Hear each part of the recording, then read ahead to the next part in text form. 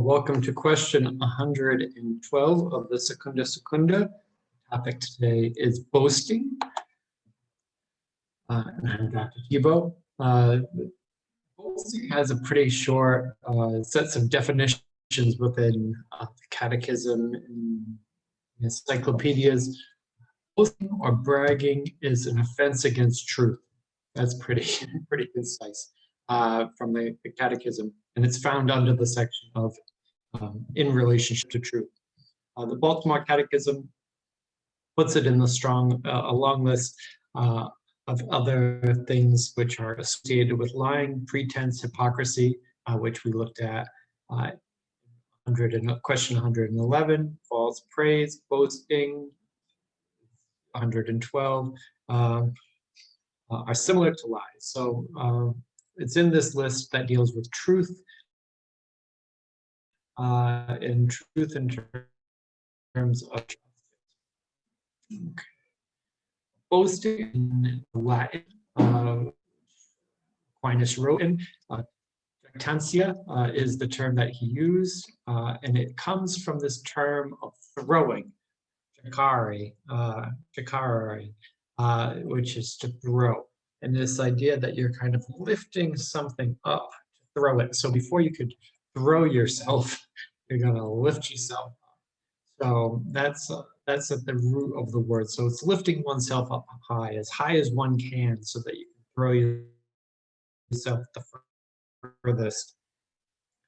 And considered a disorder with truth, but as the opposition points out, it also deals a lot with the cause being vanity or vainglory. Therefore, it's also a disorder of the virtue of humility. There are two types of boasting, and one seems to be worse than the other. One is when you lift yourself up to improve what other people think about you. So what you're saying about yourself is entirely true. You're not telling any falsehood in some sense. You're just getting everybody on the same page about how great you are. The second kind is when you lift yourself up better than you actually are. You raise yourself better. And that would be an outright lie. So you would almost think that St. Thomas would be saying, well, the second one is boasting, and the first one is just truth. And that's a question. But if you are trying to raise up your reputation among your fellow men, if your goal is to impress men and not God, then you have used language to an excess, because you have misdirected your energy, which shouldn't be to impressing other people, but simply allowing yourself others to judge you as they judge you, rather than you trying to convince them that your opinion about yourself is the correct opinion. They may even have the correct opinion. They might see you easier than you see yourself. But their opinion ultimately doesn't matter. That's to even try to convince them.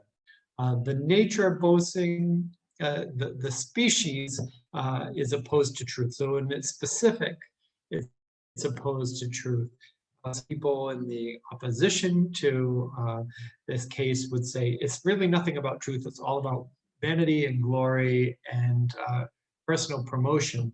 It's nothing to do with truth. And Aquinas really balances it. He said, well, sometimes it is about vanity and glory, pride, but sometimes it's also just an opposition to truth, which we saw in question 110.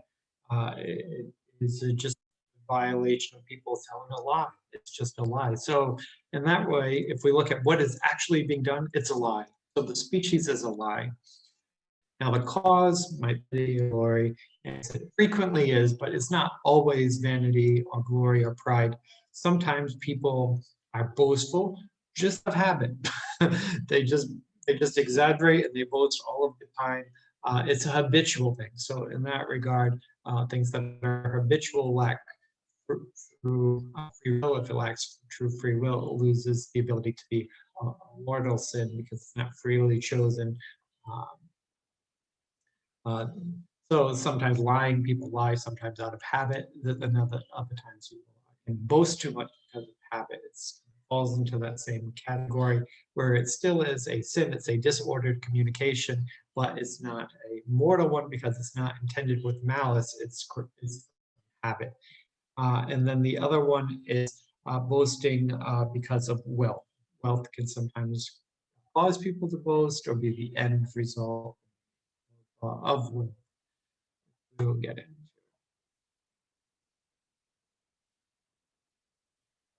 When we look at wealth and boasting, people boast in two different ways. So one is if somebody has a lot of wealth, they can then boast about it. It's easy to boast about something. Got the big house and the shiny car and a nice boat.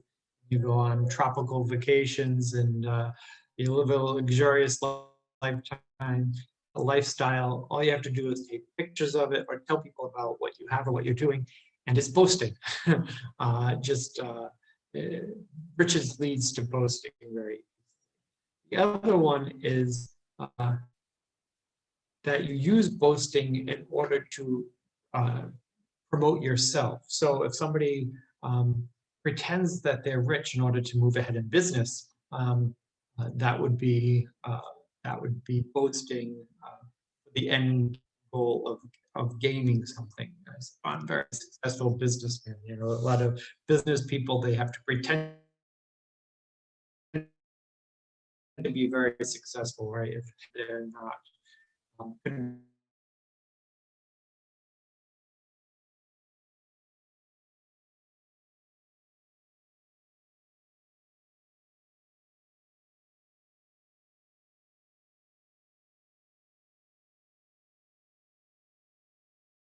according to Aquinas, sometimes boast about themselves in medicine. Now we have degrees and stuff that actually certifies that. But I could think with this one would be somebody like maybe herbal supplement seller or somebody who's selling non-FDA medical items. People who are promoting this idea of, you know, if you use the juicer every day, you'll live a long life, and look how great I feel. You have to boast and exaggerate in order to promote your products and your ideas. Some people also claim to be experts, you know, boast about their wisdom. And holiness is one that I think is an interesting one as well. So many people, again, maybe from like the mega church sphere, televangelists, you kind of have to show that you have power of some kind. You can speak in tongues, you could pray over somebody and they fall over. You have the power within you. You know, you have to promote how successful you are, how happy you are, how perfect you are, how great you are, in order to get people to follow you. That would all be parts of boasting in order to gain. Can boasting be a mortal sin? Well, yes, almost anything can be a mortal sin. Is it always a mortal sin? Almost nothing is always a mortal sin. So where is the gray area? Well, if one boasts contrary to God's glory, then it is a mortal sin. So as St. Thomas points out, the line from Ezekiel, I am God. If you claim to be equal to God, then your boasting has now infringed on God's territory, God's glory, and you have committed a mortal sin. I suppose anytime we take upon ourselves about how great we are or how successful something has been, but we don't give proper glory to God, we always risk falling into mortal sin. We should always give glory to God for the good that God does within our lives. Also, if your boasting is contrary to your love of neighbor, then it can be a mortal sin. So it's always God and neighbor. The line from the Gospel of Luke, the sinful man, the man who believes he's very holy. I am not like the rest of these men, extortioners, unjust, adulterers. I'm not like this publican. I'm just. I'm great. You're lifting yourself up comes at the expense of tearing somebody else down. So if your boasting tears down other people, then it could be a mortal sin. It separates us from charity, which is our union with God. Anytime it lacks charity, it falls into a mortal sin. And the fruits of these mortal sins can be that our boasting is coming out of our pride or our vainglory, or our desire for gain. If our fruits is boasting, if it's coming rooted in, if the cause of it is mortal sin, then the fruits will be mortal sin. So if our boasting is rooted in mortal sin of pride, then it will result in uh, also pride. Also, if we boast with the intention to quarrel, fight with our neighbor, we're only bringing it up because we know it's going to create a fight. Then it's also mortal sin. So I guess the topic would have to be pretty serious. If you're aware of your friend's political ideologies and you push it and you know it's going to create a fight, then that type of boasting is a mortal sin. Can it be a venial sin? Yes, and it can always be a venial sin too. So if it's rooted in our desire for gain or honor, but it doesn't intend to injure anyone, that distinction with mischievous lie. If it's a lie, but it doesn't intend to injure somebody, then it might just be an officious lie, right? So if, let's say, I'm boasting about my accomplishments, I'm lifting myself up, and I'm doing it to impress someone. It has a usefulness to impress someone. It has a good to impress someone. It might still be me boasting myself up, caring about the opinions of others.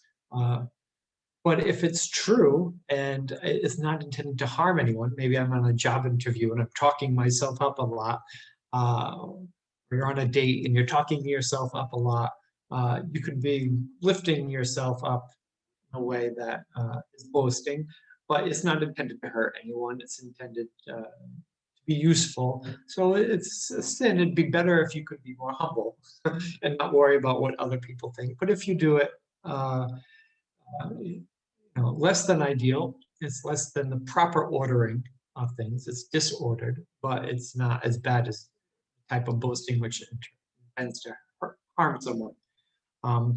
If you are talking about something, boasting about something, and it creates a quarrel, but that was an accident, then it might not be moral. So let's say you and your friend are baseball watchers, and you're a Red Sox fan, and your friend is a New York Yankees fan, and you go back and forth with each other about how great your game was, your team was, and you bring up to your friend, like you've done a dozen other times, 100 other times, how great the Red Sox were last night or something like that.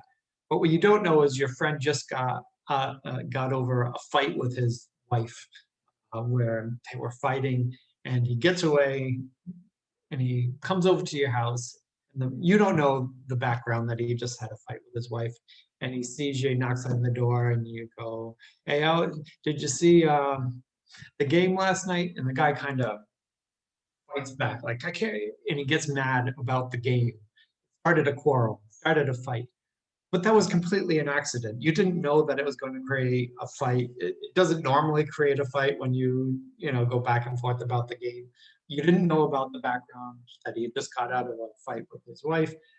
It was an accident. Is it still a sin? Well, it's disordered, right? You probably shouldn't bicker back and forth about things all the time. It's not the most uplifting thing to be bickering back and forth about sports games.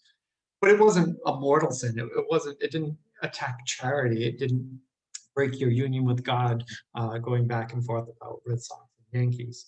And lastly, that man boasts about just out of the pleasure of boasting. And he says over inane things, which means silly things, silly little things. And he uses Aristotle to point that out. It's just a jokos. It's just funny. It's just for pleasure. In that part, you can think of the person telling the story about catching the big fish, right? Golden Pond, you got to catch Walter, the big fish. It's just silly. Is it still the proper ordering of language? No, it's not the perfect proper ordering of language. It should aim towards truth, but it's just being silly. It's just being joking around, which is not a mortal sin in that regard about the big fish. So it's better not to boast at all, and only to worry about what God thinks about you, not what everybody else thinks about you. And if you do boast at all, if you're aware you're boasting, are you boasting about inane things, or are you boasting about serious things? That would be important.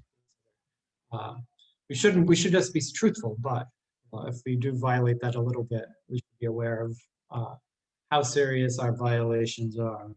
That's all I got for today.